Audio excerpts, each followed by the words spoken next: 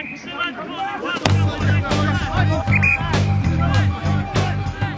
on, Pep! Come on! Get in, man! Life has been unfaithful, and it all promises so much. Good goal!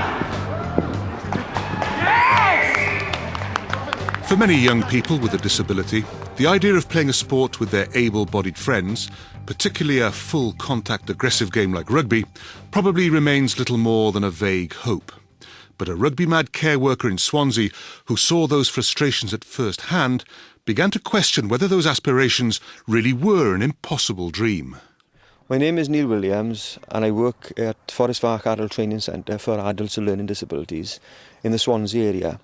And roughly about 12 years ago, myself and a colleague of mine named Ray Cole, mindful of the fact that many of the people we cared for in the day supported teams like Llanelli, Swansea and Neath, dreamed of playing rugby themselves.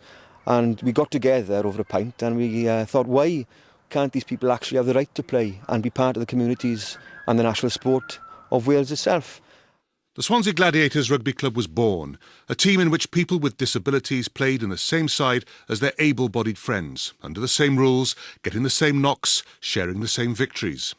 And as is the way in West Wales, what Swansea could do, Llanelli could do too. Before long, Swansea had their Gladiators and Llanelli had their Warriors. My name's Gary James. I was there right at the start when the Warriors started.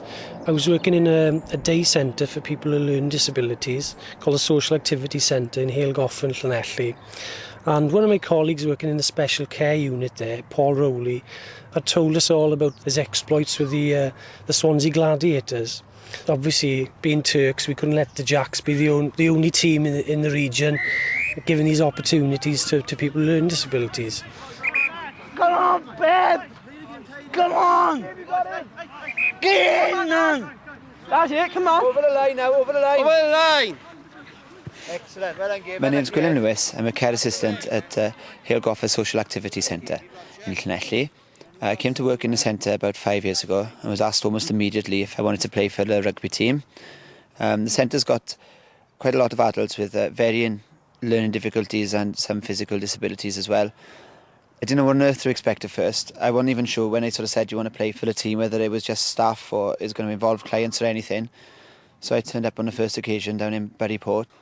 I was surprised at some of the skills of some of the people involved, but it was so much like a normal game that actually once you got involved in it, you almost forgot. Well, originally it started off as a team from the centre with staff and clients, and we still get a lot of the clients in the centre still play for the team. We get some others who aren't attached to the centre who come along. Apart from that, it's friends, family and staff and people we can drag along to have a game. All right, got in, Roger. You take it in, Dai, you come over. Come on in, Rog. Come on in, Dai, he's going to be on his own. Come on, Rog, come on. Good, OK. Don't go in with your head, right? Go try and grab over your shoulder. All right, Rog, next. Move out the way.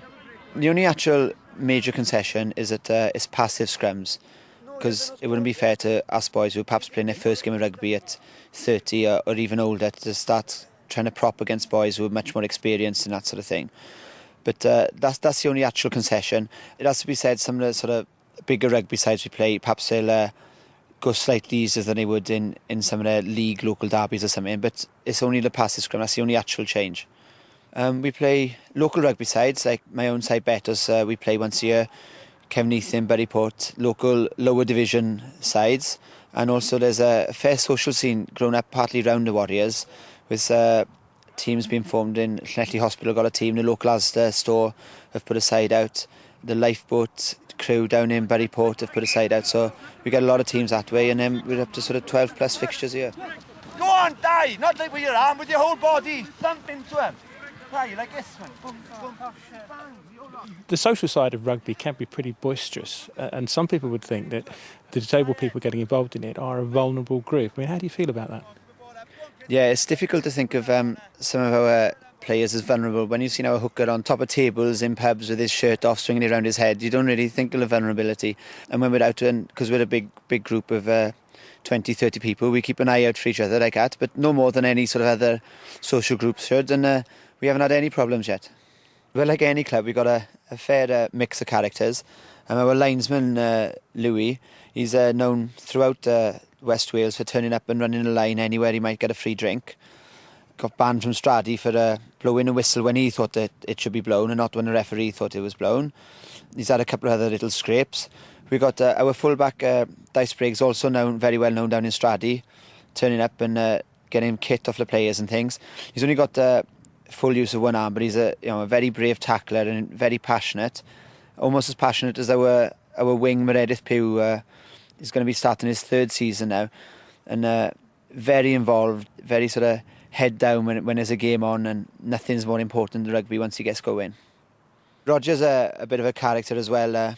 He's got his postcard collection going now. He asks anyone he meets if he'll send him a postcard. But on the field, we've managed to get his tackling down now to about neck level from where it was around the eyes. Also has a phenomenal memory for birthdays. Yeah, he seems to know everyone. We were up at the Eisteddfod this year and they were doing a little interview with Radio Wales, and he remembered all the cameramen's birthdays from the year before when he'd seen him, which surprised a couple of people. Yeah, he's very good at dates. He's not so good on line-out calls sometimes, but very good at dates. Go on there, stay free it. Go on, I know you're tough. Come on, Gibby, and again, Gibby. Come on. That's the one. Well done, The 29th of March 2003. The Welsh national side and the Warriors are on the road. Wales to Paris. The Warriors not quite so far. Right, we're up in Cefneithion today. It's Wales-France, so it's a chance to have a nice run around with a good social game before we get into the pub and watch Wales do their best across the water with a couple of beers. We get a great welcome in Cefneithion. It's a very social game. It's not our hardest match of the year, but and it's a chance for the boys to sort of unwind and experience an international in a Welsh rugby club, which not all the boys would do otherwise. How does it split between the players with disabilities and the others? It works out 50-50. We don't actually try and work any sort of formula other than to try and give as many boys with disabilities the game as possible and as much time on the field as possible. But it tends to work out that the pack will be 90% boys with disabilities and the backs will be 90% boys without. But there's no hard and fast rule. And you've got someone making their debut today? Yeah, we've got a young lad. He's only 16, so technically he shouldn't really be playing, but it's a nice friendly fixture, so we'll have a word and we'll get him on for 5 minutes. He's been training really hard, and he's really enthusiastic. He's had new boots and everything, so first time in action today now. The man with the whistle for today's game is Lee Pugh, who has the spirit of the day very much in mind. Making sure everybody enjoys it, keeps it flowing as much as possible. Don't blow up every knock-on or any little things like that, and make sure Llanelli get the most advantage from it. They're guaranteed to win anyway, but they put 100% effort in, and it's great to see how much they enjoy the game, running and playing and supporting each other. It's a good team effort, and it's what rugby's all about, really. I've reffed them a few times before in previous seasons. It's good fun. It makes a change from the serious affairs on a Saturday afternoon. You don't get so much abuse? Oh, I wouldn't say that. Organising the Cefneithion side is Anthony Bonar, whose brother Chris is one of the Warriors players with disabilities. I've organised it more or less the last 3 years because my brother plays for the Warriors. I normally play for them, but we're short today and they've got too many players. So... Oh, we look forward to it immensely, to be honest. Very good. Alan Des centres, Darren and Meredith on the wings. Dai Spriggs full-back, even if he hasn't got his gloves. Right, boys, no pressure today, right? Nice social station. Come on, boy. Let the ball go, right? Have a run round. See if you can put some points up, right? Come on. Right, come in there, boys. Now then, boys. Big game today, right? Massive game. We've got to take these Warriors on. We're not going to have a 50-pointer again. Yeah!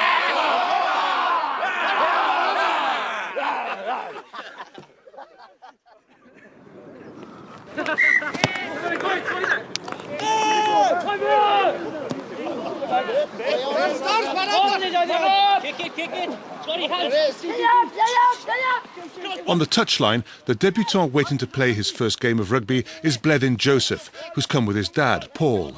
This is his first sort of experience in a team game anyway. Good exercise is what he needs, get him out of his bedroom, and definitely he needs to get out and meet more people and socialise. Has that been difficult up to now for him? I think it has, Bleddyn, hasn't it? Yeah? You looking forward to going on, Bleddyn? Yeah. Yeah, good luck. Thank you. Stay away from the touchline. Let's go. We're ready to street them up. Go on, everybody, still in touch. The line's running slashes. Just along the touchline is a regular spectator, Anthony and Chris Bonner's mum, Wendy. I think it's good for them that they can do things like, his brothers. He's much better since he's joined the team. He's got interest now, and he meets his friends, which he's got in the centre on the weekend, and the ones that trains them, they're with them and they know each other, Do you worry about him playing at all? No, not really. How do you think he's playing today? I don't know, he's very distracted today. I don't know, he sees too many people, he knows. It's a good day when we come up here. This is the best day they get out of the whole places they go. They get such a welcome here, and they're good, and they collect money for them and entertainment after the game. Do you go and watch every week? Yes, when Christopher plays, we're there. Most of us are. The whole family goes, really. Families figure large at Swansea Gladiators too. The side frequently fields 3 father and son combinations. One of them is Paul Hudson and his son Craig. I'm very proud of him. All my family are rugby orientated. My father, grandfather, right down to my great-great-grandfather. So it's a proud moment every time I see him put a jersey on and go on the field. When I was younger, I was watching my father play, and I thought that would be nice for me to do when I'm older. That's why I started rugby off mainly. But I like other sports as well, like football, swimming. What was the other one? He does skiing as well, aqua diving. He does a lot of sports through disability sports. And it's a sad thing that not many are taking up on it, being honest. Because if more people realise what they could get out of life, because you're disabled doesn't mean that you can't do what you want to do. You just go out there, grab the ball by the horns and get on with life and enjoy it as well. And just to see people saying, look at me, I'm disabled and I can do this. Sport can bring many benefits to anyone with disabilities. Improved fitness, better coordination, more confidence, a bigger circle of friends. Kath Gallagher is the Disability Sports Cymru Development Officer for Swansea. She knows that the social network that develops around teams can be a big help to families who may be having difficulties coming to terms with having a child with disabilities. It's also been a big thing for the parents to be able to get together and they form their own networks and support networks that they never had before. Plus the siblings, because I think it's always forgotten that if you've got a brother with a learning disability, you feel a bit isolated yourself. So when you meet another siblings, you've got the network there as well. So parents won't see other parents. Quite a few of my referrals have come from social services where the concern is the parents' depression because they're isolated socially because of their child. So they've come along to one of the sports clubs. I mean, that particular mother, she's now treasurer of one club and secretary of another. And well, she said to me it's completely changed her life because all of a sudden she's out there and she's not ashamed to be out with her child. Learning that your child has a disability or a learning difficulty can be a shock, especially when the news is delivered in a less than gentle way. Julia and Tony Jemin's son Michael is a regular Gladiators player. When Michael was diagnosed at 6 weeks old as having cerebral palsy, I had an appointment to take him to hospital. The paediatrician examined Michael then, didn't speak to me, but picked Michael up by his feet to judge his reaction, put him back down and turned around to the nurse and said, "He'll always be a cabbage." My initial reaction was to take the paediatrician and rip his throat out. He treated my son like a lump of meat, and he didn't even have the decency or the courtesy to speak to me. We had no counselling, we had no support, and we were basically left with a problem. And I just want to say, I would love that paediatrician to see what Michael is now. Karen and Mark's son Christian is another Gladiators regular. Christian was 4-year-old when he was diagnosed, but I knew there was something wrong with him when he was a lot younger, but nobody would accept it. They just said that he had hearing problems. So when he went to nursery, the teacher called me aside and said that they think he's got special needs, and they called in the psychologist, and they statemented him then, and he's been in special units ever since. But Mark never ever accepted it until he was about 9 or 10, did you? No. It took me quite a few years to accept, obviously, as having the first son, to accept Christian as being not normal. So it took me quite a few years, so I resented that. And I think I took it out on the family, that this kind of would bear with me on this part. But as the years passed on, I did appreciate and spent more time with Christian. And for single parent Paul Hudson, it was particularly tough. Well, I felt very alone, I'll be honest. It's for the 10 years of knowing that everything that was going on with him. I wasn't talking to other parents, because you never see other parents properly. I was lucky I had my own parents, which would help me.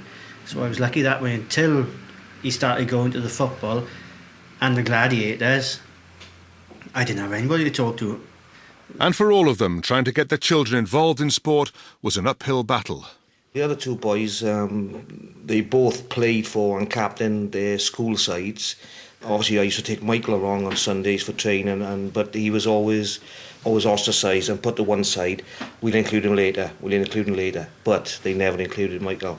So therefore, he was down. We would just stop taking him because there's no point. He just get upset. There was nothing for Christian at all. We got a younger daughter, and she went to a lot of ballet, and he did go to swimming classes when he was younger, but he was just put in a corner in the swimming class as well, because they were all normal and nobody would socialise with him. Nobody wanted to do anything. He didn't do any sport. He wanted to have a go, but nobody'd let him do anything. And I'd be honest, 10 years ago, he couldn't catch a ball, kick a ball. He had no hand-eye coordination. So the progress over the last 10 years to get him into rugby and soccer is tremendous. Our kids have done it themselves and they've proved everybody wrong. The rugby has helped their eye-to-hand coordination, and it's also improved their social skills, and it's also provided them with a normality in their lives, and they're actually socialising with their peers who have no problems, and they're being accepted for who they are and what they can do. And if their children have had their lives widened and enriched by their involvement in sport, there have been tangible benefits for the parents too. It's nice to meet families that are in the same situation as yourself, you know, because although you've got loads of other friends, nobody understands. It's such a relief to speak to people who've got problems, and you can overcome these problems, and you can, I don't know, it just takes a weight off you. 15 man, 2, 21, 35. Meanwhile, back at Cefnithin, the Warriors are sitting on a big enough lead to try some innovative tactics. Deep in their own half, they decide to go for a 15-man line-out and rolling maul. Only another 90 metres, boys! And a moment of elation for Blevin, resplendent in his new kit. Fast hands in the three-quarters, a missed tackle, and he goes over for his first ever try.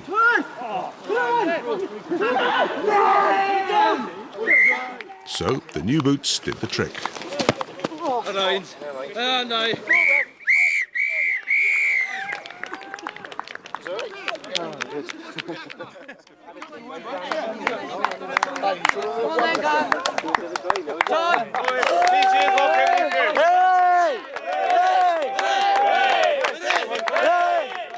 My name is John Horwood. And you're the skipper, John, are you, today? The captain, yes. How did the game go today? Very good, thank you. What was the result? I don't know what this... Excuse me? What is the result? What did it go? I'm not sure, I'm not the referee. Okay. How do you think your team played, John? Very good. Excellent. Do you enjoy this fixture? Yes, thank you. Actually, no one seems quite sure of the score, but the Warriors have definitely won by, well, quite a lot. Fullback Dai Spriggs, though, is not happy with his game. A really bad kick in. Good game of watch. Good game of played. Boys played brilliant rugby. You got a few kicks over there.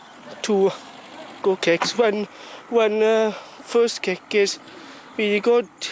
Outside 22. Lads, you scored a good try, didn't you? Yeah. First time you had the ball, was it? Yeah. Did you enjoy it? Yeah. How many people did you run past? Oh, yeah. All of them, I think it was all of them. Yeah. Right in the corner. So you're Yeah. tough for that? Yeah. Well done, boy. Excellent. Well done. Congratulations. Yeah. In the clubhouse, the important business of raising money for the Warriors is getting underway. We've got a lot of people who sponsors today's raffle and given a heck of a lot of prizes. But we've got one prize in particular, which is it's a CD70 radio. And what we decided is, because the amount of prizes we've got, we're going to give it to Llanelli Warriors to raffle on their own as a part of their prize. So too is the bestowing of honours and the imposition of penalties. I'd like to ask the Warriors captain, Mr John Owen, to just come up and say a couple of thank yous and mention the man of the match for today. Thank you for the welcome you gave us, and thank you very much for all the food, for all the lovely food that you provided us with. The Warriors man of the match is Jason Jenkins. For Jason as man of the match of the Warriors today, we've had manufactured one and only t-shirt done by Dai Socks, and you won't get this in any Clydach market. And it's Club Rugby Cymreithin, March 29, 2003, Llanelli Warriors. That's a one and only. One of the Warriors not quite joining in with the spirit of the game, with throwing a couple of punches. So Mr Spriggs, what I think should happen now is you should look after our friend by here for the next hour. You are his slave now. Every time I see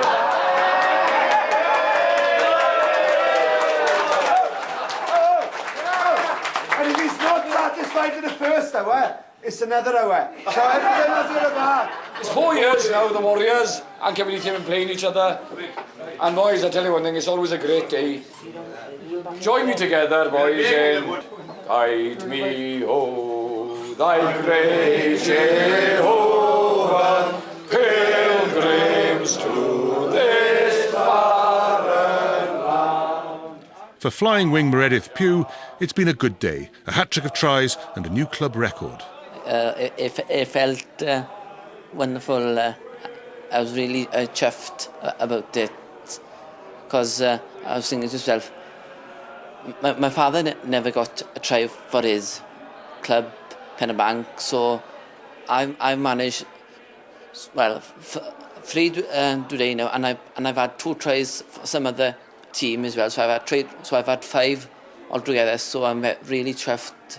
How long have you been playing for the Warriors? 2 years, without Gwilym coaching me, training me hard and all of this and that.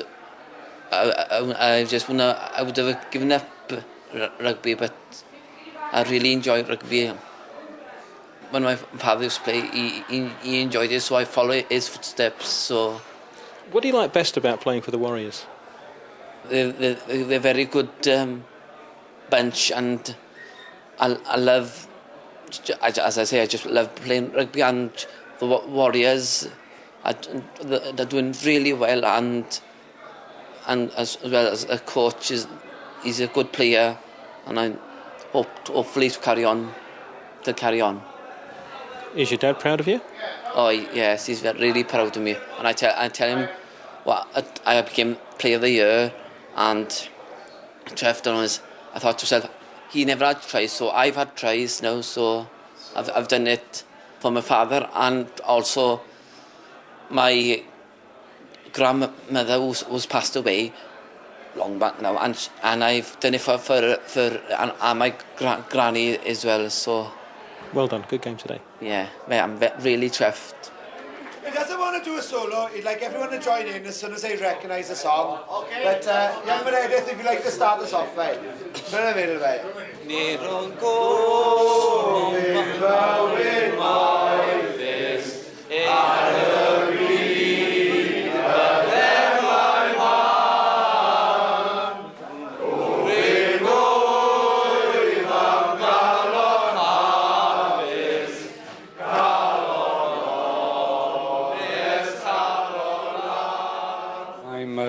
I'm Tony Rees. I I'm the secretary and fixture secretary of the Kevin Rugby Club. I'm also the second 15 captain of the club. Getting very old now, 42 years old, but I still enjoy my rugby. And if you come here on a Saturday night, if you hear the singing and everything here on a Saturday night, you know what Welsh rugby is still about, which is not about money or anything, it's about playing rugby. I tell you one thing, you will never find a better rugby club in Wales. And you raised quite a bit of money today. Oh, definitely. This is what, at the end of the day, this is what it's all about. What we in Kevin try to do on the day we play Llanelli Warriors is to raise as much money as possible. How much today? I think it's about £350, but I think every year, I think it gets better when we do play the Warriors. When I'm on the field, I'm the same as them, and it's a great credit to Llanelli Warriors that there is a side like them.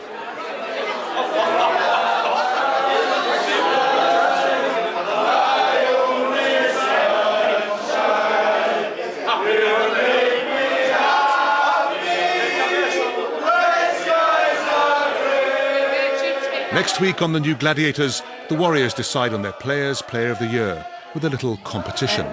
The next award is the Players' Player, which is voted for by the players themselves.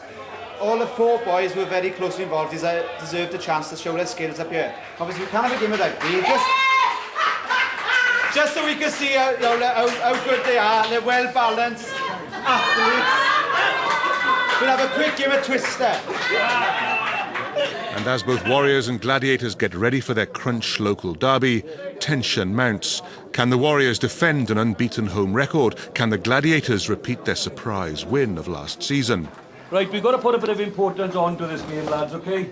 As I said, all the other games we play here tend to be friendlies, okay, and we go out and enjoy. We're still going out and enjoying it, but this is the top game of the season, okay, yeah? It's against the Warriors, and it's a big game for us, all right? As you say, he's right, it's the Jacks against the Turks, and that's what you're going to play it as, okay? Find out by joining me, Eddie Butler, next week for the New Gladiators Part 3.